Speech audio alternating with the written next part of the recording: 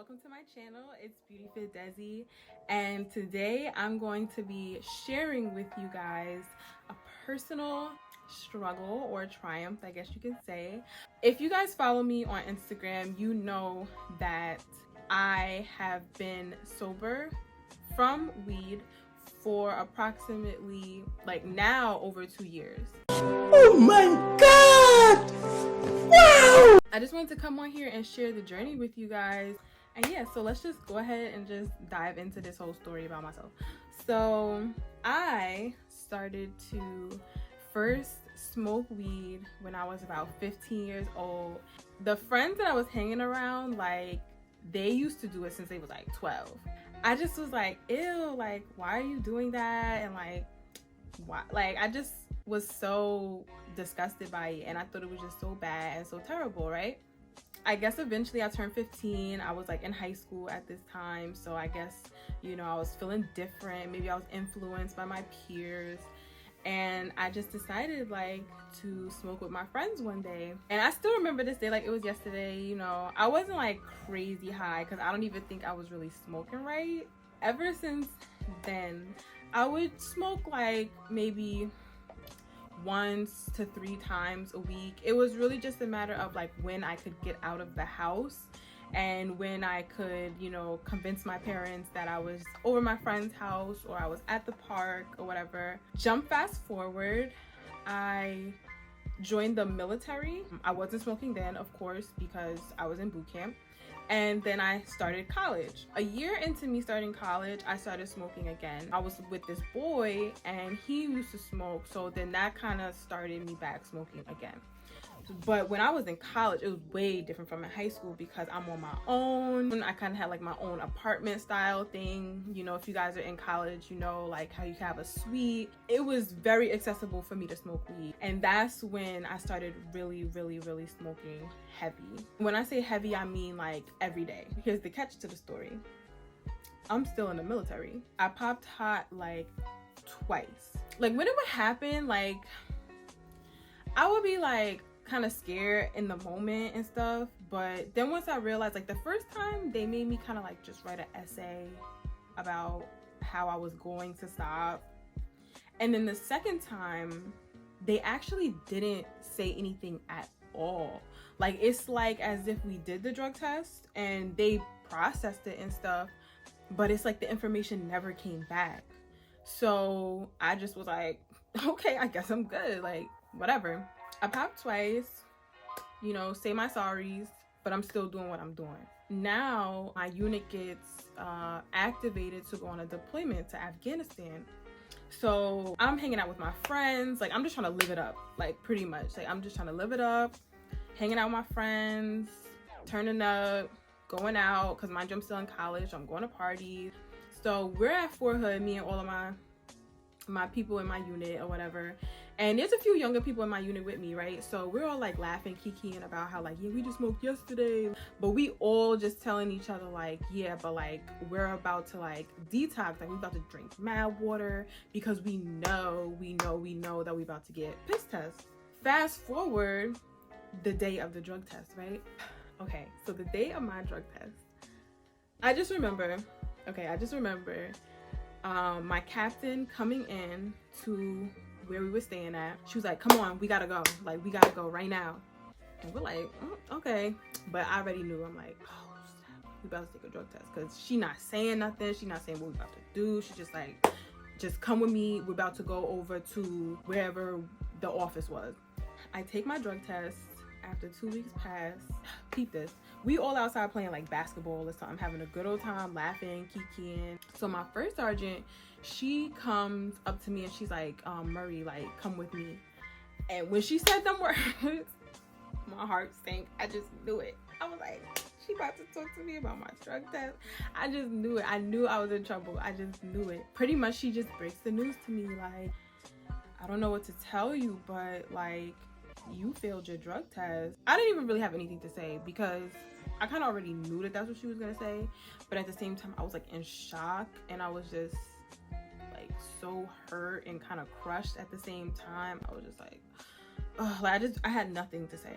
Guys, it's so crazy because I literally failed by like 3 points, but like the scale was like from 1 to 400, and I had 18 milligrams. 18 milligrams, and all I needed was 15 to pass. That is the difference between me drinking 1 bottle of water or me going to the bathroom and peeing before I would have taken the test. It was that close. Period. I'm crushed. I'm tight. I'm crying.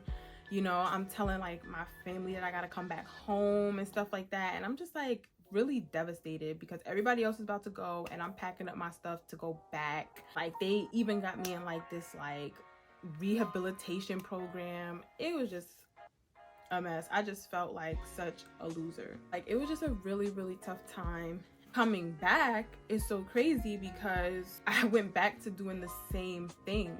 I didn't really have anybody else but the same friends that I left. When people would ask me to, I wouldn't tell them that that's why. Like I would just say that my unit got canceled. What? Like we're just not going. You know, Obama got in office and he told us that like we don't have to go no more. Like I just finessed some story or whatever because I was too embarrassed to talk about it at the time. And that was pretty much my lowest point when it came to weed, alcohol, all of that. So the only thing I really could do was hustle, which was what I was used to doing anyway. That's another story for another time in terms of what the hustle was. Also at the same time, going through a period where I just wanted to change who I was. So I went from doing things that like I wasn't really proud of to just trying to do things that I could be proud of. So I started to do makeup at my college for my friends, for the people in my college. I would charge them. Then from there, I applied to work at places like Sephora. I started working at MAC. That was really cool. And I did that all the way until I graduated college and until I moved back to New York. In New York, still smoking weed, guys. This whole time I'm still smoking. Stop it. Get some help. I feel like I was like in a space, right, where it was like, yeah, I got in trouble. Yeah, I know that this is not the right thing to do, but at this point, why am I gonna stop? Like, I'm not in the military anymore. I don't have a job that requires me to do a drug test. So what the heck, right? When you're addicted to something, you're gonna rationalize anything that you can. Like, you're just gonna try to make it work for you. Like, you're just gonna come up with excuses. You're gonna make it seem like, you know, everything's all fine and dandy when really in the back of your head, you know it's not. But you're not thinking about that. All you're thinking about is how you can make this addiction convenient for you. 2,000 years later. Fast forward, this is maybe like a year later. This is now 2017 and I'm turning 25 years old. And I'm thinking to myself like, dang, Desiree, you've been smoking since you was 15. So if you were smoking since you was 15 years old and you're 25, that's a decade of smoking, whether it was on a regular or not. So I'm just thinking like, dang, like I wonder what my lungs look like. I wonder what my cardiovascular system looks like because I have been smoking for so long. So around the time of my 25th birthday, I was very compelled to stop smoking. That was the first time I really was like, I think I want to be done. But the end of the road came when I had an opportunity to work at this job that I was just so happy to have the opportunity, so happy to be able to do this job because it was just so aligned with what I felt like my purpose was. Pretty much like it was a job to work at an animal shelter. It was a municipality job, so you know that's working for the county. So of course they're drug testing, right? I just was like, I'm done. Like, I'm done. I'm not messing up this opportunity. I knew that if I missed this opportunity because of the same thing that made me miss another opportunity, I would have like regretted it for years to come. And I don't even know how I would have felt about myself, but I just know I wouldn't have felt good. And I didn't want to make myself feel like that anymore. And I knew I had the power to make myself not feel like that. And I loved myself enough to not let myself go through that again. So this is over. It's done. And I was happy to let it go because, like I said, I was already in the process of letting it go. So guys, I just wanted to end this video with a couple of tips that can help you if you're someone who is wanting to stop smoking, drinking, whatever it is. All right, so to get into these tips, let me grab my book. The first tip that I have is to communicate that you want to make this change with the people in your circle. So like, this is something that I used to do when I used to have my urges to want to stop. I would send out a text message, but I would just text them and be like, hey, like, listen, like, you're my friend and you're really dear to me, and I would really love it if you could help me, you know, stop smoking. Like, I don't want to do it anymore, and if you could, you know, just kind of hold me accountable. If you could support me in this journey, I would love it so much because this journey means so much to me. The second tip that I have is to cut people off / distance yourself. So I said the first thing first, to be fair, to be calm and level-headed, to have open communication, to be empathetic. But if you communicate with your friends that you don't want to smoke no more and they're not listening to you, they're laughing at you, they're mocking you, they're, you know, talking down on your decision, like, oh, like, what you mean? Like, you was just smoking last week, now you're talking about you don't want to smoke no more. It don't matter if I was smoking 2 hours ago. If I decide that I don't want to smoke no more and I really make up my mind, you as my friend should be there for me. It should help me, you know, stop doing it. If people get to that point, cut them off. Period, poo. Like, for real, because nothing is worth your happiness. Nothing is worth your pride, your moral system, if that's what this kind of becomes for you, if it becomes like a moral. Cut them off. But I also put a / distance yourself from people, because not everybody that indulges in the things you don't want to indulge in is necessarily a bad person, or it's not necessarily someone that you want to cut out of your life completely. Like, what about your family members? Let's say you had a cousin who, like, you and this cousin was so close, so cool, and y'all used to like smoke or drink like every weekend when you would hang out with the person, right? And you love your cousin dearly, but you just decide in your heart that you don't want to do that no more. You don't want to smoke, you don't want to drink. If your habit is to go over your cousin's house every weekend, don't go over your cousin's house every weekend. Maybe go see your cousin on a Tuesday when you know you got work in the morning and it's just a different vibe. It's just not Friday or Saturday vibe. You feel me? You could still love your cousin.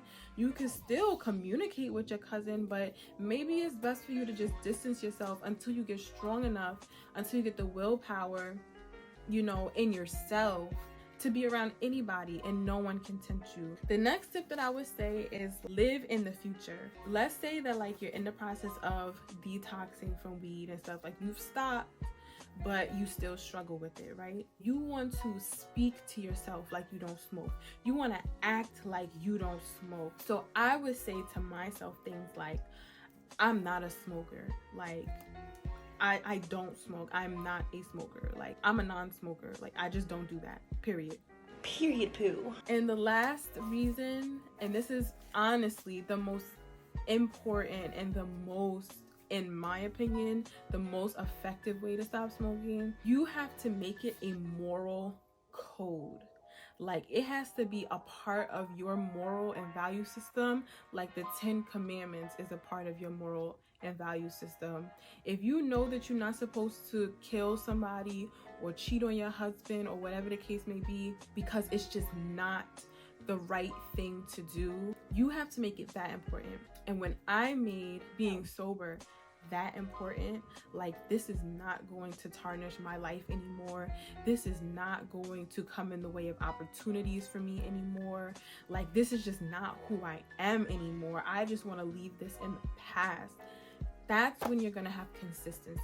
Because all of those other tips, they can be good to get you started, But what's gonna keep you from not going back, that's gonna be your moral system. I'm not gonna front, like, of course you think about it sometimes because maybe you hear a song or maybe you're around somebody that does it, you smell it and it smells good, right? But when it's a part of your moral system, it's just like, okay, I see it, I smell it, I hear it, but I don't want it. Like, it's just not me. And that takes you being yourself, knowing your values and sticking to them. So yeah, guys, like, that's really all I have for that. I really hope that these tips are helpful. These tips really honestly helped me a lot. Understand that sobriety is really a process, guys. Like, every time I would tell myself that I'm gonna stop, like a month, a week, 3 days later, I was back to doing it again. It's definitely not something that I just decided at one point in time that I wanted to stop doing. This was years of me saying I don't want to do it no more. So if you're in that space where, like, you've been trying multiple times and it's just not working out for you, keep trying. No matter how many times you fail, it will happen. I'm willing to guarantee that. If God blesses you with the days and the life that will allow you to see that day, it'll happen.